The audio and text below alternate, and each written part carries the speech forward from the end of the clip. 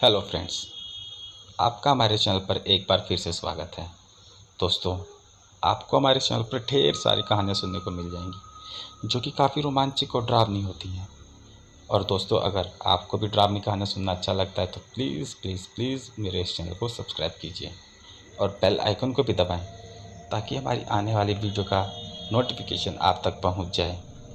दोस्तों, आज की जो कहानी मैं आप लोग के लिए लेकर आया हूँ वो एक कुएँ की कहानी है।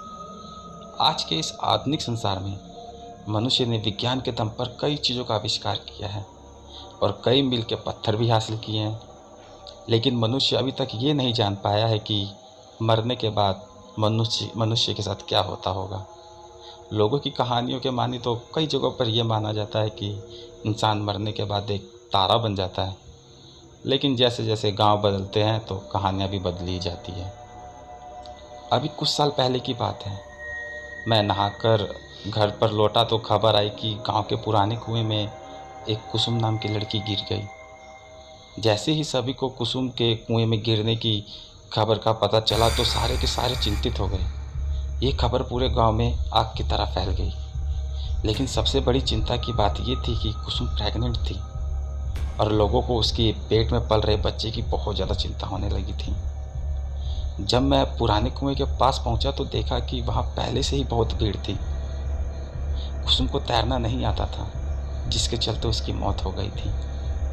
गांव के एक व्यक्ति ने कुसुम की लाश को तैरता हुआ देखा तो कुएं में छलांग लगा दी और उसकी लाश को रस्सी से बांधकर उसे बाहर निकाला गया।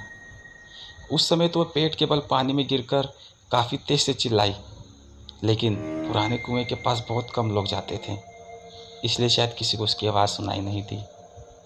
कुसुम का खेत कुएं के बगल में ही था, इसलिए वह इस कुएं पर अक्सर पानी भरने आती जाती रहती थी। वह पहले भी कई बार इस कुएं से पानी भर चुकी थी, लेकिन इस बार उसकी किस्मत शायद बहुत ज़्यादा ख़राब थी। लोग कुसुम की लाश को ऊपर खींचने लगे। कुसुम की लाश बाहर निकालते ही उसके परिवार वाले फूट फूट कर रोने लगे। घर में नए मेहमान की आने की खुशी का इंतज़ार करने वाले सब का सब मातम को देखने लगे। कुसुम का पति सुन्न होकर बस कुसुम का चेहरा देख रहा था। ना तो वो रो रहा था और ना ही उसकी आंखों से आंसू निकल रहे थे, इसलिए वह बिना पलके झपकाए बस कुसुम को देख रहा था। कुसुम बहुत दुबली पतली थी, लेकिन पानी में ज़्यादा देर रहने के कारण उसका शरीर फूल गया था। ये मंजर मैंने पहली बार देखा था। हालांकि मुझे डर जाना चाहिए था, लेकिन मैं डरा नहीं। लेकिन हाँ, एक अलग सी बेचैनी मेरे अंदर ज़रूर हो रही थी। मौके पर पहुंची पुलिस ने गांव वालों का बयान लिया और अंतिम संस्कार करने दिया। कुसुम का पुराने कुएं वाले खेत में ही अंतिम संस्कार कर दिया गया था। मृत्यु मनुष्य के हाथ में नहीं है। आत्मा कब शरीर छोड़ देती है, ये बात कोई भी नहीं जानता। कहा जाता है कि अंतिम संस्कार करने के बाद व्यक्ति की आत्मा को शांति मिलती है, लेकिन अगर आत्मा खुद शांति नहीं चाहती तब क्या होगा।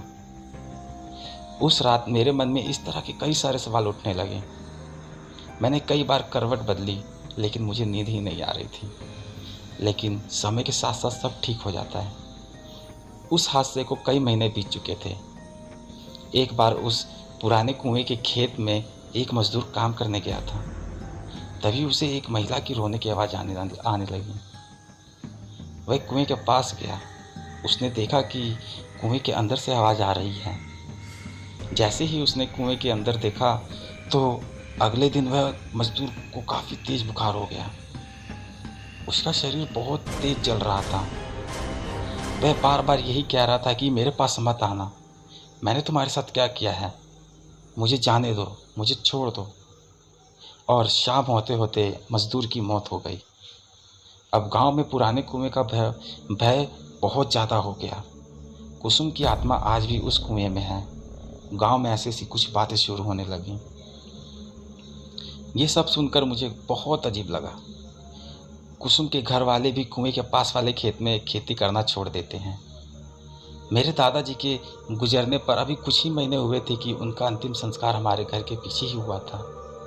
फिर मैंने अपने दादाजी को कभी क्यों नहीं देखा। मेरे दादाजी कहा करते थे कि आदमी मरने के बाद कुत्ते का जन्म लेता है, और संयोग से दादाजी के देहांत के दूसरे दिन ही मेरे घर पर एक कुत्ते का पिल्ला ले आया गया।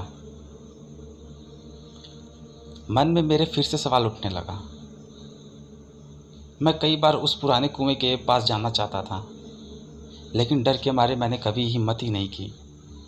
हालांकि हमारे घर तक पहुंचने का सबसे छोटा रास्ता उस कुएं से होकर ही गुजरता था, लेकिन इतना सब होने के बाद हम दूसरे रास्ते से आने जाने लगे थे। एक रात पिताजी बाजार से घर लौट रहे थे।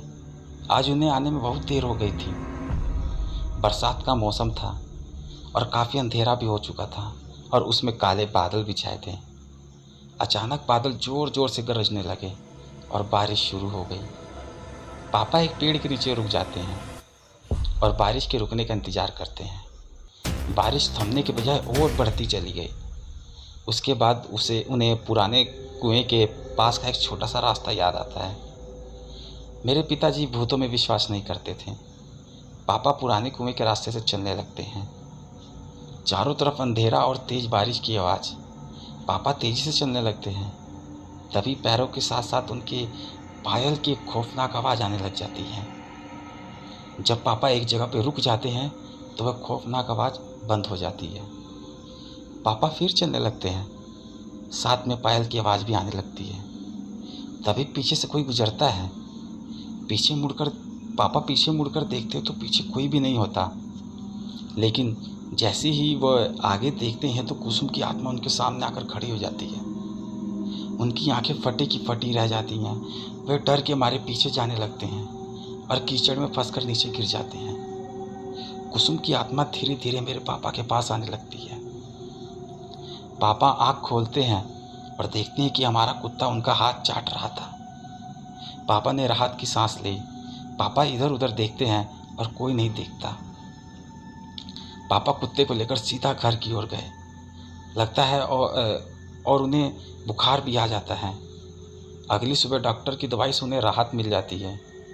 उसके बाद वह रात की कहानी घर के सभी लोगों को सुनाते हैं। तभी मेरे चाचा कहते हैं कि बड़ों ने ठीक ही कहा है, मरने के बाद इंसान कुत्ते का जन्म लेता है और ये कुत्ता कोई और नहीं बल्कि हमारा बाप है। मैंने उस आत्मा से तुम्हारी रक्षा की है। फिर मेरे मन में कई सवाल उठे, लेकिन इस बार मैं समझ गया था कि ऐसे कई सवाल हैं जिनका जवाब आज तक किसी भी इंसान को नहीं मिला है। आपको क्या लगता है कि मृत्यु के बाद किसी के साथ क्या होता होगा? तो प्लीज़ मुझे कमेंट कर ज़रूर बताना। और कहानी को अब यहीं ख़त्म करते हैं।